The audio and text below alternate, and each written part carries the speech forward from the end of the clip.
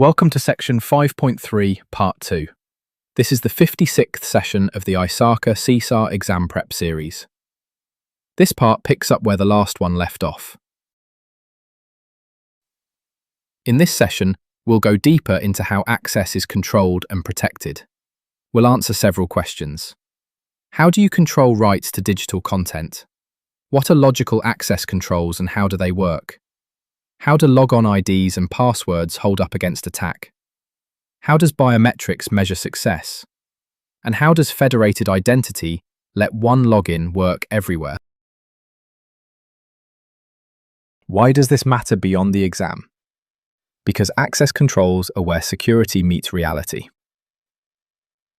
Picture a media company guarding unreleased films. Picture a remote engineer connecting from an airport.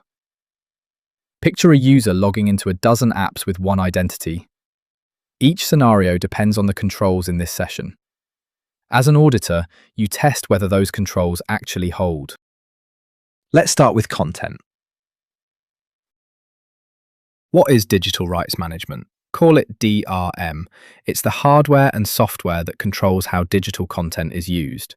It protects copyrights and limits copying. Think of common restrictions. Restrict copying, editing, sharing, and printing. Lock access to certain locations or devices, and set an expiration date so access ends on time. How is it enforced? Through technologies like password protection and digital watermarking. Through device control and restrictive licensing. Through hashing, which proves content hasn't been tampered with. And through secure protocols and time-bound decryption keys. Best practice is to inventory your content and apply DRM based on risk. Now the heart of this section. What is logical access? It means reaching computer resources only after you pass identification, then authentication, then authorization. Those logical controls are your primary shield for information assets. But exposures exist. Data leakage siphons information out, often leaving the original behind so it goes unnoticed. A malicious shutdown can halt processing entirely. Access enters through several paths: direct connections, local networks, and remote links. Front-end systems face untrusted networks like the internet. Back-end systems hold the databases behind them. The two main entry modes are network connectivity and remote access. The lesson is simple. Know every point of entry because any uncontrolled one is a way in. What enforces these controls? Access control software. Its job is to stop unauthorized access and misuse.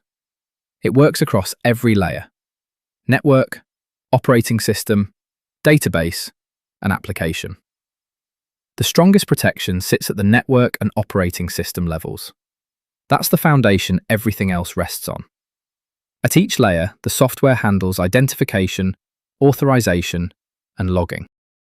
Let's zoom into the most familiar control.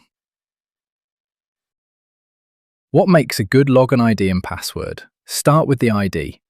Each user gets a unique ID, never a shared one. Default accounts like guest and administrator should be renamed or disabled, and idle sessions should time out automatically. Now the password. Force a change at first login. Lock the account after too many wrong attempts. Store passwords hashed, never in plain text. Never display them on screen or on paper, and keep a history so people can't recycle old ones.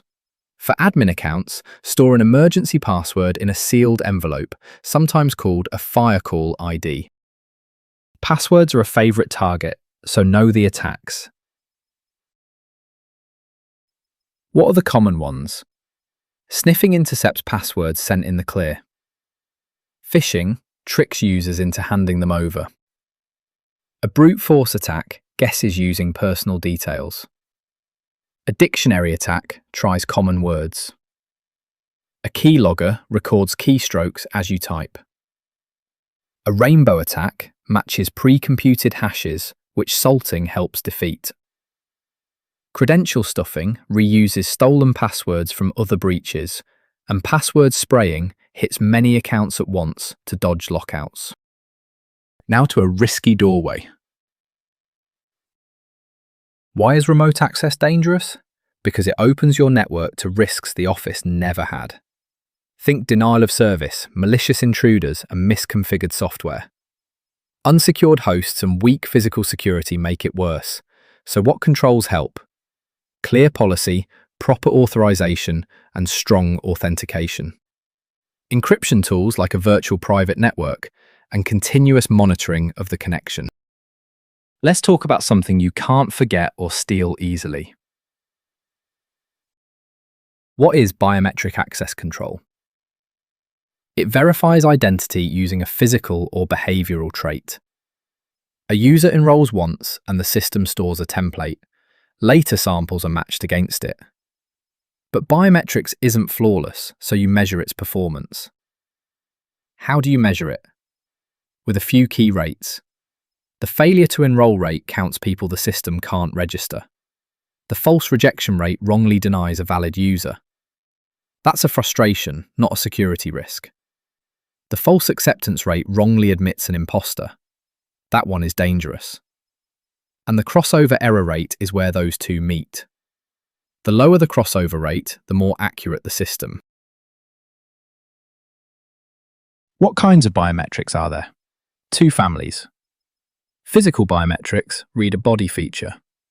Palm, hand geometry, iris, retina, fingerprint, and face. Behavioral biometrics read how you act, like your signature dynamics or your voice. When you choose a system, weigh more than accuracy. Consider privacy concerns, health factors, user skill, robustness, and cost. A quick but important supporting idea. Why do naming conventions matter? Because consistent names make access rules efficient. Resources sharing a prefix can be governed by one generic rule. That cuts the number of rules and simplifies administration. Now, big one for the modern enterprise. What is Federated Identity Management? Call it federation. It lets multiple organizations share identity data so one login works across them. It rests on mutual trust, usually set by contract. Here's the flow. A user asks a service provider for access. The service provider checks with the identity provider. The identity provider authenticates the user and confirms their identity. The user gets a token and walks right in. Federation runs on standard protocols for exchanging that identity information. What does federation buy you, and what does it cost? The benefits are strong. Fewer logins, better user experience, and easier information management. But there are limits. You depend heavily on the identity provider. If it goes down, users can't log in. You lose some control and flexibility. And how does this differ from single sign-on?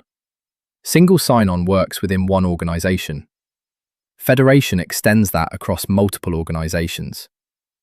Single sign-on is centralized, federation is decentralized and consumer-facing. Let's close on the auditor's job. How do you audit logical access? Follow a clear path. First, understand the security risks through documentation and interviews. Then document and test the controls over every access path.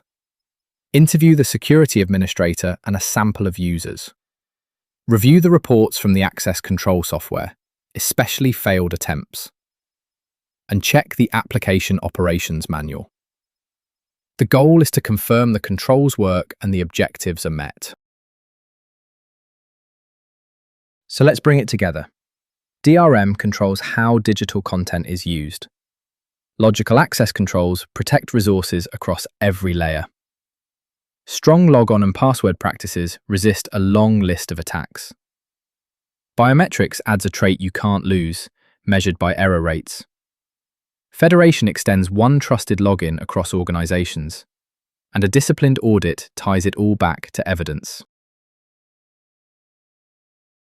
The MCQs covering all the topics and concepts from this session are available on RooCloud.com.